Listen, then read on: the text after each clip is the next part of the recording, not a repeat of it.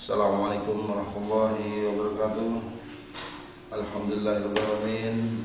Dengan izinnya Allah subhanahu wa ta'ala, kita diberikan karunia panjang umur hingga bisa berjumpa dengan bulan Ramadan, bulan yang suci, penuh keberkahan, penuh ampunan, penuh maghfirah.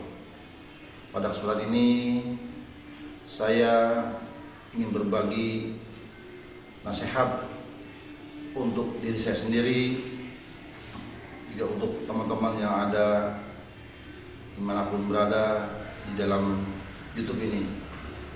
Alhamdulillah, syukur kepada Allah SWT karena kita telah menjadi umat yang mulia, umatnya baginda kita Rasulullah SAW, dan menjadi orang-orang yang mengabdi kepada Allah melalui ibadah yang indah telah diajarkan oleh Rasulullah, yaitu dalam Islam kita ini.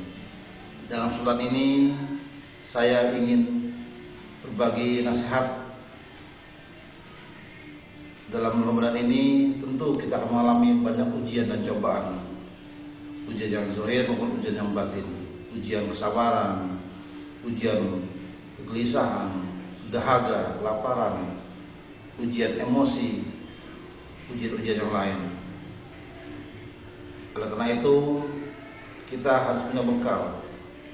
Dalam kesempatan ini saya menyampaikan bahwa apa makna dari sabar. Sabar itu memiliki 5 pilar. Sabar itu memiliki 5 pilar. Yang pertama adalah sabar itu pilarnya adalah ikhtiar. Semua manusia yang ada di dunia ini harus melakukan ikhtiar, baik disengaja maupun tidak disengaja, maka dia harus melakukan yang namanya ikhtiar. Orang kaya pasti dia berikhtiar, orang miskin pasti dia berikhtiar, orang susah pasti dia berikhtiar, orang sakit pasti berikhtiar, orang yang sehat tetap berikhtiar. Sebagai manusia kita tidak luput yang namanya ikhtiar. Baik ikhtiar ini disengaja maupun tidak disengaja, maka wajib melakukan ikhtiar. Bila orang yang sedang susah, maka dia berusaha berikhtiar bagaimana caranya untuk tidak susah. Orang kaya dia berikhtiar bagaimana agar hartanya ini terus berkembang dan berkembang. Orang miskin dia berikhtiar bagaimana agar dia tidak kelaparan, agar dia hari ini bisa makan. Oleh karena itu semua manusia yang hidup di dunia ini maka wajib melakukan ikhtiar. Baik dia sadar maupun tidak sadar, ikhtiar itu sudah dilakukan oleh dirinya. Seorang Islam, seorang Muslim, ya, adalah kewajiban kita untuk berikhtiar. Bagaimana berikhtiar menjadi hamba Allah yang berkualitas? Bagaimana menjadi hamba Allah yang penuh dengan ketaatan yang luar biasa? Iman itu terbagi dengan berbagai macam bagian. Malaikat imannya standar. Para nabi imannya terus naik dan naik. Kita sebagai manusia biasa imannya cenderung naik, cenderung turun. Oleh karena itu ada yang namanya sabar itu dilatih. Dalam pilarnya itu yang namanya ikhtiar. Kita wajib berikhtiar. Yang kedua adalah namanya dengan doa. Ya, setelah berikhtiar maka seorang muslim wajib dengan doa. Doa dan doa. Barang siapa yang tidak berdoa, itu namanya adalah manusia yang sombong, manusia yang angkuh. Kata Allah, sungguhnya aku paling tidak suka melihat hamba-hambaku ini tidak berdoa. Dan dia adalah orang-orang yang sombong.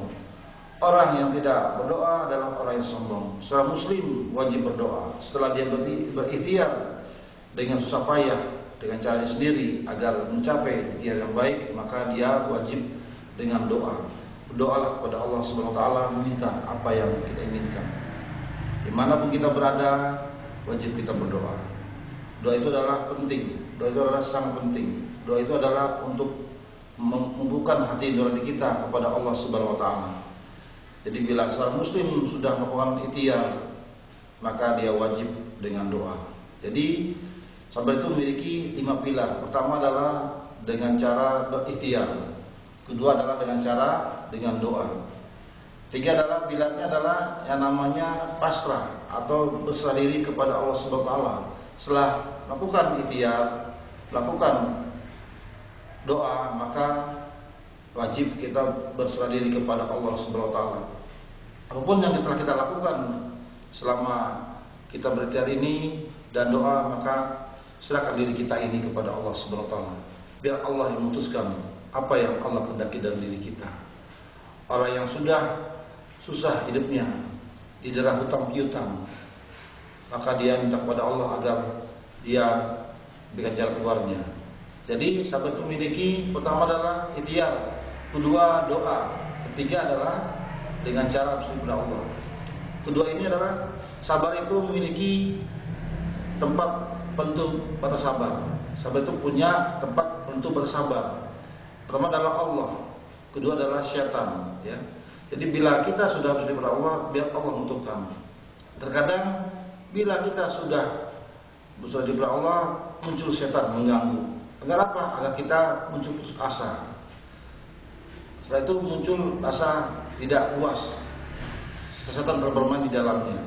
Jadi sabar itu memiliki 5 pilar. Pertama adalah sabarnya dengan cara berikhtiar. Kedua dengan doa. Tiga adalah bersyukur kepada Allah. Sabar itu memiliki tempat penentu sabarnya, yaitu Allah dan syaitan. Bila kita berdoa kepada Allah, maka Allah akan menentukan. Bila kita tidak berdoa kepada Allah, syaitan akan bermain di dalamnya. Saja nasihat saya. Semoga bermanfaat. Assalamualaikum warahmatullahi wabarakatuh.